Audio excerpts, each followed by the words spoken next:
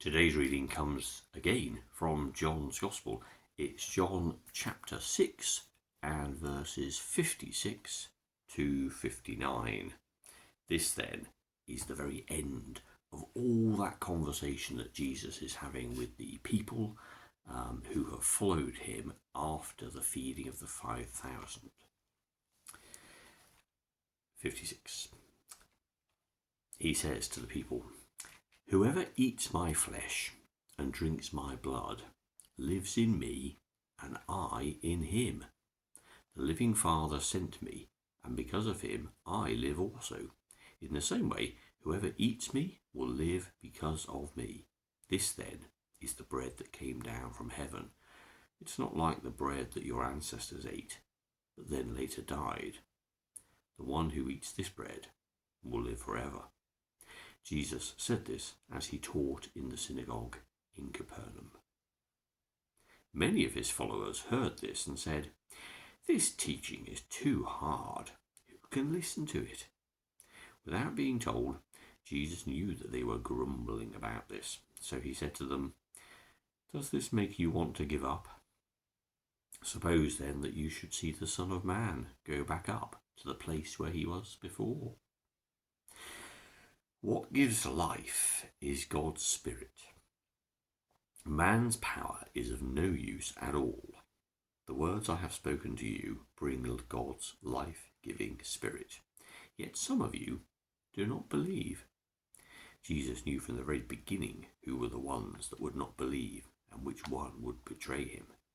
And he added, "This is the very reason I told you that no one can come to me unless the Father makes it possible for him to do so." Because of this, many of Jesus' followers turned back and would not go with him any more. So he asked the 12 disciples, "And you, would you also like to leave?" Simon Peter answered him, "Lord, to whom would we go? You have the words that give eternal life, and now we believe and know that you are the Holy One who came from God." So we've been on this incredible journey of Jesus having this third discourse with the people who followed him after the feeding of the 5,000. He talks of being bread of life and that people need to eat his flesh and drink his blood to have eternal life. And just like the first discourse that Jesus has with Nicodemus, the people don't understand that because they take it literally. Jesus talks of eating and drinking in a way that we consume the things that our world produces, the food that we eat to remain alive, to fuel our muscles, and create the cells that keep us alive. But that is just to be alive, a heart beating, a lung filling and emptying. It's not to be alive in the sense of truly connected with people and the world and the God who made all things. And Jesus comes to show God in all its fullness. So when he talks about consuming him, he means making God's presence, making this relationship that Jesus is there to show real and incarnate within all our lives, so that it's not an abstract thought or a practice or a discipline that we do once in a while, but rather something that dwells within us deeply. And like a relationship, I mean, every time we try and use a word, it's a metaphor, it's picture language. It may work for you, it may not.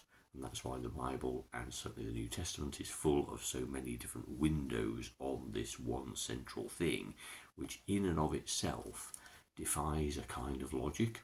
And just as people said, this teaching is too hard, people just couldn't get their heads around it, because there's the problem. They're trying to get their heads around it. They're trying to understand in their own frame of reference, what does this actually mean? Can I make sense of it? Well, you don't make sense when you simply meet a stranger for the first time and something clicks and you think, they're on the same wavelength as me. I could talk to them. They seem lovely people.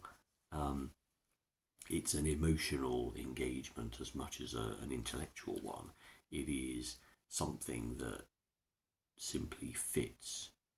And the wonderful thing about God is, of course, that as we are all made by God, it fits with all of us to have a relationship with God, but only if we can tune into it appropriately. It is God's Spirit, as Jesus says, that gives life. We cannot attain it for ourselves, but we certainly block it.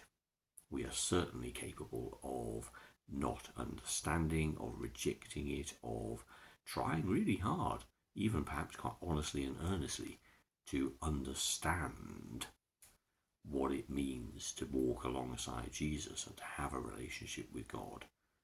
But we cannot do that. We cannot do that. It is impossible. Man's wisdom, he says, is of no use at all. But Peter speaks for the disciples in words a little bit like at Caesarea Philippi when Jesus challenges people to say who he is. And here Peter says, well, we've already seen what is the most amazing thing. Who else would we go to? You are undoubtedly the best. You are undoubtedly the one who gives these words of eternal life. Where else could we go? So even if there isn't actually a deep indwelling of understanding, there is already a burgeoning sense that, well, Jesus is actually a unique individual for them, that they've seen things in him that they will never find anywhere else. And even if there isn't proper understanding, then this certainly is magnetic and attractive and cannot be replicated by anybody else. But the point here is simply to sum up this entire discourse that Jesus has had, which John presents here in chapter 6, with the people who are unable to enter into a conversation with Jesus because they are spending their time logicking and reasoning whether it makes sense to them. It's a little bit like people saying, well, I'll only do this when I'm happy. Well, the definition of being happy is very vague and subjective. And so it is with a relationship. People say, well, I'll believe in God when I understand what it means. Well, that's just the wrong way of approaching things. This is not a scientific development or a scientific endeavour. It's not a piece of research that one can put down a methodology and say, well, do this, and then this will happen. It isn't like that. It's real and vibrant, just like, as I mentioned, the relationships we have with other human beings. But this is a relationship with God. And as we mentioned before, we talk here of spiritual things which are outside of our normal senses. Our senses can certainly pick them up and respond to them and be blown away by them. Remember Thomas in the upper room. But that's not how we behave. That's not how we actually find out. We get whispers and hints through our own senses, but it is an emotional engagement. It is a relationship. And you can't define or package or replicate that for anybody else. It's a personal thing. And we shouldn't be surprised at that, because all sorts of emotional things surprise us, don't they? I mean, falling in love with someone is a complete surprise, and the emotion that it engenders within us is certainly inexplicable, and at the same time magnetic and something that we want beyond all things. Motivates and inspires us and has created the greatest things in creation, as well as the worst. So it's a powerful force, and that's just an echo of things. But we know from the world of science that there's a whole bunch of things that we just don't see, we don't understand, we can't perceive with our normal senses. We need different detectors, we need different instruments when we talk of receiving spiritual things. The most important thing for those of us who call ourselves Christians, though, is, of course, to be a good model for what that relationship actually means, because to help others see it, there needs to be good evidence of God's love in people's hearts. So for those of us who call ourselves Christians, our actions, and occasionally our words, need to speak the truth that we know ourselves to be made by God, owned by God, loved by God, accepted by God, and set free by God. As Christians, we are fundamentally people of joy, for we have discovered, or it has been discovered to us, this wonderful truth, this understanding that the God who made all things loves us as a special and unique child. We are held always in God's strong arms, and God's love for us, real and wonderful in this life, will be even more revealed when this particular phase of our existence ends and we meet with God in an eternity of love.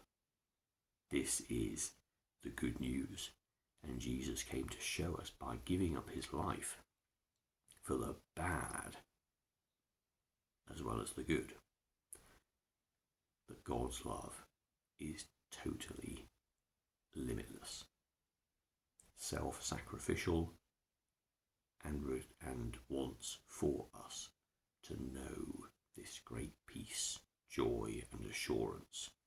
That's what the indwelling, the eating of Jesus' flesh and the drinking of Jesus' blood means, to have God within us as part of our very fabric and our souls, so that we may have everlasting life, which again is picture language, isn't it? We don't mean that we're going to live in this physical world forever, but it means that we're going to forever have a relationship with God and be with God in this life and in the next, in different ways.